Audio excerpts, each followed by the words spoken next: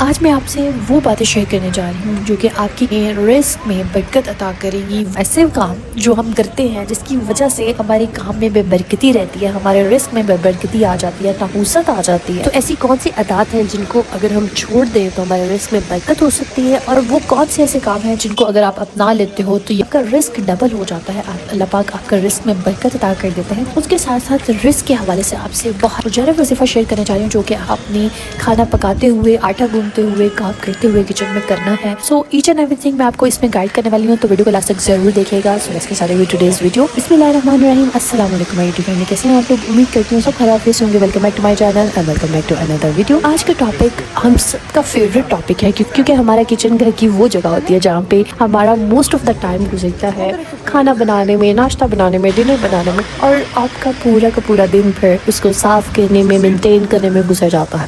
لیکن اس دوران ہم بہت ساری ایسی غلطیاں کر جاتی ہیں کہ جس کی وجہ سے ہمارے رزق میں, ہمارے کچن میں بے برکتی رہتی ہے. میں نے اس پہ ریسرچ کی, پچھلے دنوں ایک ویڈیو میرے سامنے آئی اور اس میں ان صاحب نے ایک ایسی بات کی جس کو میں نے اپنے کچن میں واقعی میں دیکھا ہوا تھا, اور اس خاص چیز کے بعد میرے کچن میں بہت بے برکتی رہنے لگی. اس کے حوالے سے بہت مسائل ہو گئے جو کہ میری زندگی میں ایک آزمائش آئی تھی. اس ٹائم پہ یہ میں نے سمٹم فیل کیے اور میں نے اس کو بالکل بھی نوٹس نہیں کیا.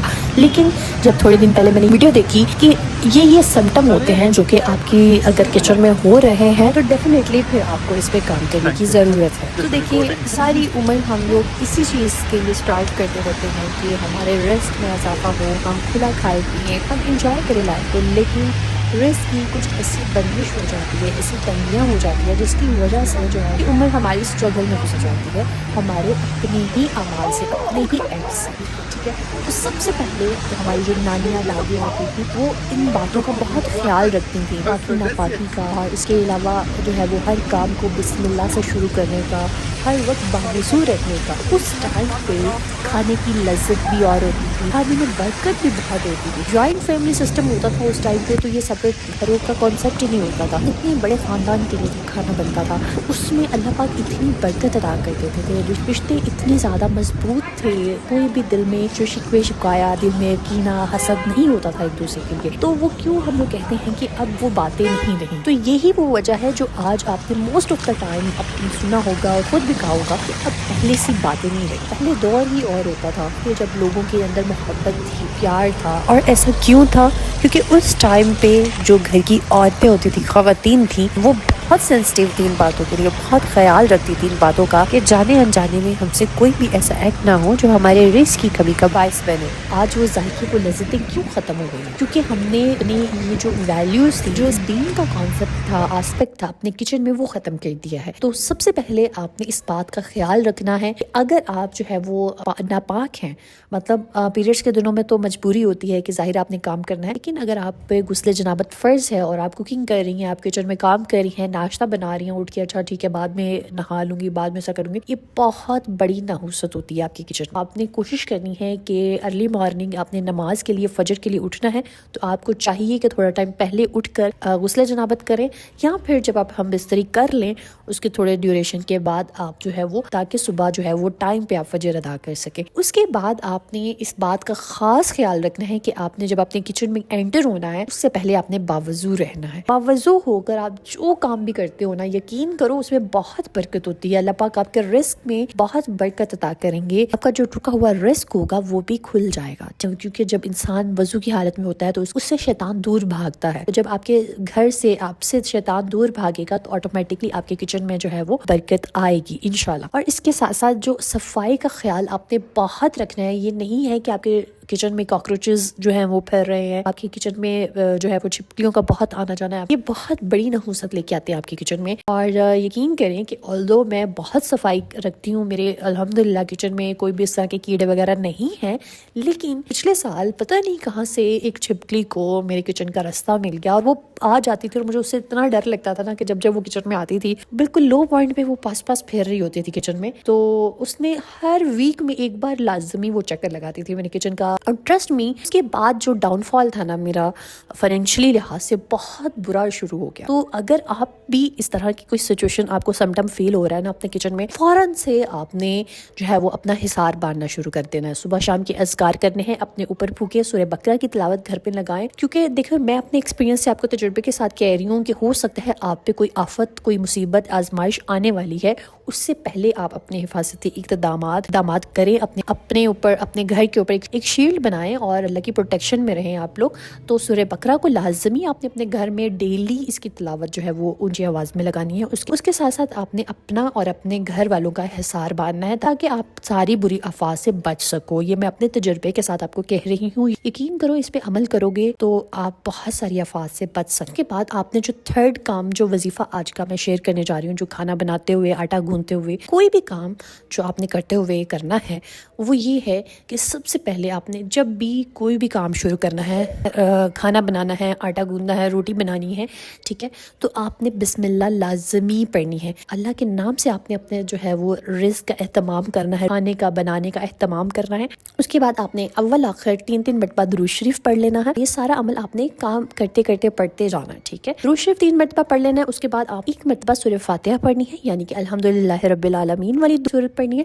اس کے بعد آپ نے 1 مرتبہ سورہ اخلاص پڑھنی ہے، یعنی کہ قل هو اللہ احد پڑھنی ہے.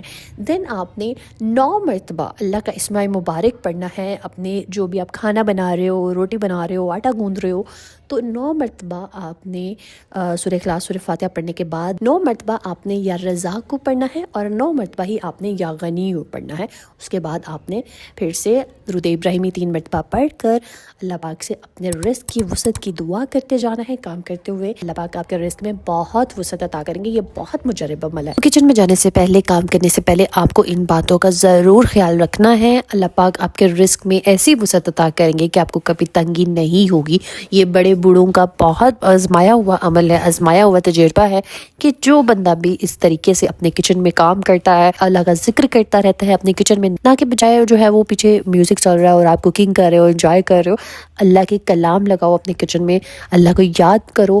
اللہ آپ کے اس کھانے کی جگہ پہ برکت عطا کر دے گا، وسعت عطا کر دے گا. تو ویڈیو اچھی لگی ہو تو لائک اور شیئر ضرور کر کے جانا. سو دعاؤں میں مجھے ضرور یاد رکھیے گا. پاک آپ سب کی حاجات کو پورا کرے، آپ سب کی دعاؤں کو پورا کرے. آمین ثم آمین. So let's get started with today's dua series. اللہ پاک حنی فاطمہ حسبن گلستہ ارسلان حامد اللہ رخسار فاطمہ آمنہ عمران محمد ہبن فخر النسام بنی بہن Israr Anman Kamil Ahmed Mughal Arsalan Imran Parveen Faiqa Tariq Mehru Safi Aiman Awan Syeda Shakila Syeda Shakira Mehr Khan Parveen and family Makiya Noor Rubina Mohammad Umar kids Burjis mother Ahmed Mughal Rukhsana Khatoon Shahana Warsi and family Feroz and family Shabana Mohammad Javed Sana Adnan Khatoon Waheeda Ayesha Waseem Rabia Basir Ruba Chaudhry Mohammad parents Mohammad Sabun Afroza Shahana Shaheen Parveen Shaista father Sadia مہر قرۃ العین شمیلہ بیگم اقرا ناز ابراہیم طاہر طاہرہ طاہرہ کرن مونا بشرا سریہ انور سغرا رحمت رضیہ شوکت ناز ناصرہ شاہدہ نواز امن مائلہ علی نشا طلال فاطمہ سلمان ارہا مکائل حیدر ماجد شاہد سمل عثمان. اللہ پاک میں جن بہن بھائیوں کے نام لے سکی اور جو میری بہنیں رہ گئی ہیں جن کے میں نام نہیں لے سکی،